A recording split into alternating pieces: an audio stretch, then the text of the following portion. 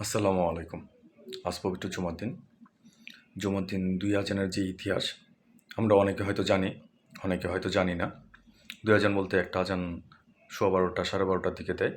আরেকটা আযান ইমাম সাহেব খুতবার জন্য মিম্বারে বসলে মুয়াজ্জিন সাহেব আযানটা দেয়। এই ২ টা আযান। তো হযরত মুহাম্মদ সাল্লাল্লাহু আলাইহি ওয়াসাল্লামের যুগে একটা আযান ছিল।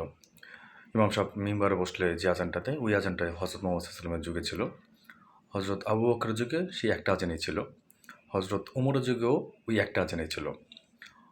হযরত উসমানের যুগে এসে দ্বিতীয় আযানের প্রচলন শুরু হয়। হযরত উসমানের সময় বলতে হযরত উসমানের একদম শুরুতে নয়, মাঝামাঝি সময়ে এসে দ্বিতীয় আযানের প্রচলন শুরু হয়। তখন ইসলামের ছায়াতলে প্রচুর মানুষ চলে আসেন। অনেক দূর-দূরান্তের মানুষ চলে আসেন। উনারা যেন জুমার নামাজের খুতবা সময়ে যে আযানটা দেয়, ওই আযানটা শুনে অনেক দূরের মানুষ আসতে পারে না। বা তখন মাইক ছিল না, অনেক দূর পর্যন্ত আযানের সাউন্ড যাইত না। আযানের আহ্বান শুনে দূর থেকে মানুষ আসতে পারত না। তো এর জন্যে হযরত উসমানের যুগে এসে মদিনার থেকে একটু দূরে আ জাওরা নামক এক বাজারের কাছে ওই দ্বিতীয় আযানের প্রচলন শুরু হয়। যেন ওই আযান আগে থেকেই শুনে মানুষ মসজিদের দিকে চলে আসে। এই হচ্ছে ২ আযানের সংক্ষিপ্ত ইতিহাস।